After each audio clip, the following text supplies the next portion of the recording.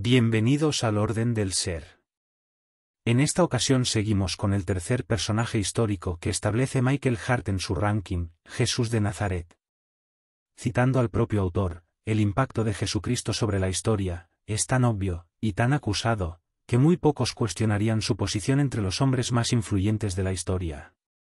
Por el contrario, lo que muchos se preguntarán es, ¿por qué no ocupa el primer lugar? Fin de cita. A continuación, Michael Hart explica que, si nos aproximamos a Jesucristo solamente desde un punto de vista histórico, no religioso, hay que tener en cuenta que el surgimiento del cristianismo no se debe solo a él, sino que habría que compartir el crédito con San Pablo de Tarso.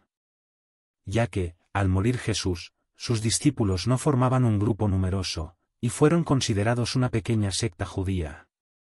Fue la inquebrantable determinación de estos discípulos, y sobre todo, de San Pablo, incansable misionero, lo que hizo de esa pequeña secta judía, una gran religión independiente, hasta convertirse en la mayor del mundo. El autor, también considera al evaluar la influencia y efecto de Jesús en el mundo, que, lamentablemente, no son muchos los que verdaderamente siguen sus preceptos. Cuando Michael Hart escribió su libro, a finales del siglo XX, el relativismo absurdo y la negación de la razón, no estaban tan extendidos como a día de hoy. Por entonces, nadie se cuestionaba la existencia de Jesucristo, al menos, como hombre de la historia. Hoy en día, en el ambiente académico y especializado en historia antigua, sigue siendo absolutamente marginal la idea de que Jesús nunca existió, pero a nivel popular, en un despliegue de ignorancia supina, esta idea sin fundamento está bastante extendida. Así pues, este es el primer punto del protagonista de este audio que vamos a tratar. Para defender y argumentar la real existencia histórica de Jesucristo, citaremos al académico agnóstico Antonio Piñero, uno de los mayores especialistas en cristianismo primitivo del mundo, y nada sospechoso de parcialismo religioso. Sus principales argumentos para justificar que Jesús de Nazaret fue una persona histórica real, son los siguientes. 1. El testimonio externo del historiador judeo-romano Flavio Josefo, en su obra llamada Antigüedades Judías, del siglo I. Nos deja dos datos, el conocido como testimonio flaviano, y otro en el que nombra a Santiago, llamado el hermano del Señor. Eliminadas las glosas de escribas cristianos, el texto auténtico del testimonio flaviano no es neutro, sino negativo respecto a la persona de Jesús, lo que le otorga fiabilidad. Por otro lado, y en otro lugar de la obra, habla de la muerte de Santiago, a quien la gente conocía como el hermano de Jesús, al que llamaban el Cristo, el Mesías. Este último dato también es difícilmente inventado por cristianos, que como sabemos, siempre consideraron a ese Santiago como primo de Jesús, y no hermano, lo cual iría en contra de la tradición católica. En esta misma línea, Piñero considera aceptable el testimonio de San Pablo, al inicio de Gálatas 1, 18-19, escrito alrededor del año 55, cuando habla de que poco después de su llamada, que ocurrió unos 2 o 3 años después de la muerte de Jesús, subió a Jerusalén para conocer a Cefas, y no vio a ningún otro apóstol salvo Santiago, el hermano del Señor. Señala Piñero que ningún autor sensato puede decir que Pablo se inventó tal cosa. 2. El segundo argumento es la construcción literaria de los evangelios. Parece imposible un invento literario tan lleno de contradicciones, divergencias, y con una clara mezcla de datos históricos y construcciones teológicas. 3. El último argumento es el de la economía. Para un historiador de la antigüedad, produce infinitos quebraderos de cabeza, explicar el cristianismo sin la existencia histórica de Jesús, al menos como un maestro de la ley.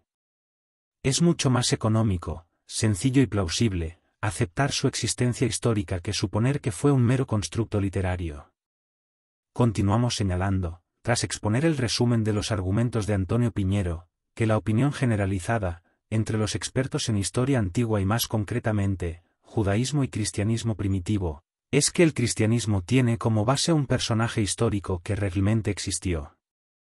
Hay, de hecho, un consenso mínimo en los siguientes puntos.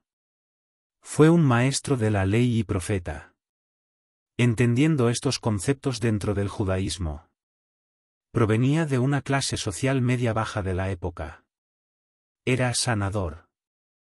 proclamó el amor al prójimo y la venida del reino de Dios. Otro concepto dentro del judaísmo. Murió crucificado al ser acusado de sedición al Imperio Romano. Incluso, se podrían trazar los principales sucesos de la vida de Jesucristo, tan solo acudiendo a las fuentes no cristianas, como el ya mencionado Flavio Josefo, pero también, el historiador romano Tácito, que era anticristiano, o el gobernador Plinio el Joven, o el historiador Suetonio, o el escritor Luciano de Samosata, o el cronógrafo Julio Africano, o el historiador y filósofo Mara bar Serapión. Además de otros escritos no bíblicos como el Talmud de Babilonia, que confirma la crucifixión de Jesús en la tarde de Pascua, y las acusaciones contra Cristo de practicar brujería y fomentar la apostasía judía. De la misma forma, podríamos seguir desmintiendo los bulos sin fundamento y mitos, acerca de las comparaciones entre Jesucristo y dioses paganos, u otros relatos fantasiosos sobre Jesús, cuyo origen no se encuentra hasta hace apenas 2 siglos en escritores modernos. Baste decir lo mismo. No hay ningún manuscrito anterior al cristianismo que respalde tales fantasías o datos inventados. Y nuevamente, los académicos especialistas, incluso los agnósticos o ateos como Piñero o Bart Ehrman, los desacreditan tajantemente. Creo que después de todo lo dicho, la cuestión sobre la historicidad de Jesús de Nazaret está zanjada. Ahora bien, ¿qué decir entonces sobre los relatos de milagros en los evangelios?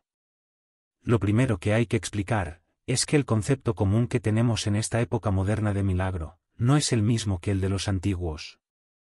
De forma desacertada, nosotros asociamos la palabra milagro a algo que creemos que rompe con las leyes naturales. Sin embargo, los antiguos llamaban milagro, simplemente, a un hecho extraordinario, asombroso. Nada sabían, en la Palestina del siglo I, sobre leyes naturales ni ciencia moderna. Así pues, si alguien era capaz de conseguir o realizar cosas que la gente corriente no podía hacer, lo consideraban un hacedor de milagros, fácilmente podían verlo como un símbolo de la divinidad acompañando a esa persona en sus obras. Es por esto, que incluso académicos especialistas agnósticos o ateos, aceptan que Jesús hiciera lo que, a su entender y al entender de la gente que le rodeaba, eran milagros. Sobre todo, aceptan los llamados milagros de curación y exorcismos, que suponen como curación o mejora de enfermedades mentales. No obstante, este es el mínimo que aceptan incluso los académicos más escépticos.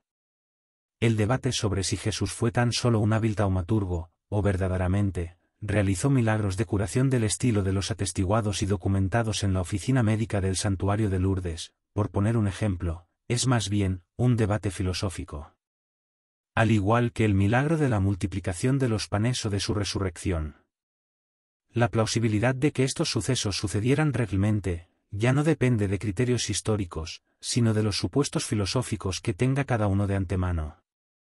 Por ejemplo, el caminar sobre las aguas, o la conversión del agua en vino, bien pueden ser construcciones simbólicas o teológicas con algún leve sustrato histórico real. Pero la multiplicación de los panes, por ejemplo, es un milagro atestiguado en varias fuentes independientes, se relata además que se realizó frente a una gran muchedumbre. Quizá haya exageración en los números, lo cual es habitual en los relatos antiguos, pero es difícil mantener un relato así si fuera inventado. Recordemos que los evangelios circulaban ya en el siglo I. Concretamente el de Marcos, es como muy tarde de la década de los 70. Por entonces aún vivían testigos oculares de los hechos, descendientes directos de los apóstoles y primeros discípulos de Jesús, así como enemigos y opositores. Un dato interesante, es que judíos opositores al ministerio de Jesús nunca lo acusaron de no realizar milagros, sino de hacerlos mediante poderes malignos, reconociendo así de forma implícita, que los hizo. Ante esto, el escéptico moderno siempre puede alegar que aceptará cualquier cosa antes que el milagro en sentido sobrenatural. Pero esto se debe a su prejuicio filosófico, donde no cabe ningún tipo de milagro porque piensa que no existe en la realidad nada sobrenatural. Sin embargo, eso no es un criterio histórico, sino un debate filosófico entre teísmo y ateísmo que nada tiene que ver, y que ya trataremos en otro audio. Se cuenta que en cierta ocasión le presentaron al célebre psiquiatra Carl Jung el caso del milagro del cojo de Calanda, con toda su documentación y el acta notarial firmada por los testigos. Él respondió que el caso presentaba todas las pruebas históricas requeridas para aceptarlo, pero que como eso supondría aceptar a Dios, tenía que negarlo.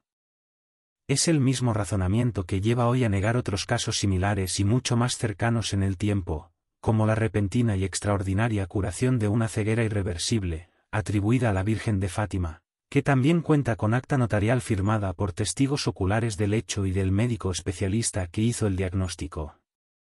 El famoso sacerdote Jorge Lorín fue quien conoció el caso y reunió a los implicados en la notaría. O del llamado, y poco conocido, milagro del arroz de Olivenza, caso extraordinario de multiplicación de alimentos según los numerosos testigos. En definitiva, dejaremos los debates filosóficos por el momento. Lo que está claro, es que Jesucristo fue un hombre real, que vivió en la Palestina ocupada por el Imperio Romano en el siglo I, y que fue extraordinario y original tanto en dichos como en hechos. Es cierto que la regla de oro de amar al prójimo como a uno mismo, ya estaba presente, con expresiones parecidas, en ciertas culturas anteriores o sectores piadosos de las mismas, y desde luego, sí que se encontraba en sectores del judaísmo en tiempos de Jesús. Buda también predicó el devolver bien por mal, aunque siempre con el objetivo de mejora de uno mismo, de llegar a la propia iluminación y perfección. Hacer el bien porque eso es lo que te hará bien a ti. No perder el tiempo en nada más que en meditar y mejorar uno mismo, ni siquiera en trabajar, incluso hasta el punto de vivir de la limosna de los demás. La perspectiva de Jesús es diferente, el objetivo no es alcanzar la felicidad propia ni el bien propio, como en el budismo, sino procurar el bien de los demás. Marcos 10, 43-45. Lo más grande, a ojos de Dios, es servir a los demás. Jesucristo fue original en su llamada de amar incluso a nuestros enemigos, refiriéndose no obstante, a nuestros enemigos personales, no a enemigos públicos. Jesús instó a sus seguidores a perdonar las ofensas personales las veces que hiciera falta, Mateo 18, 21-22, pero también a ser firmes contra las ofensas a Dios y al desamparado, Marcos 11, 15-18, y Mateo 23.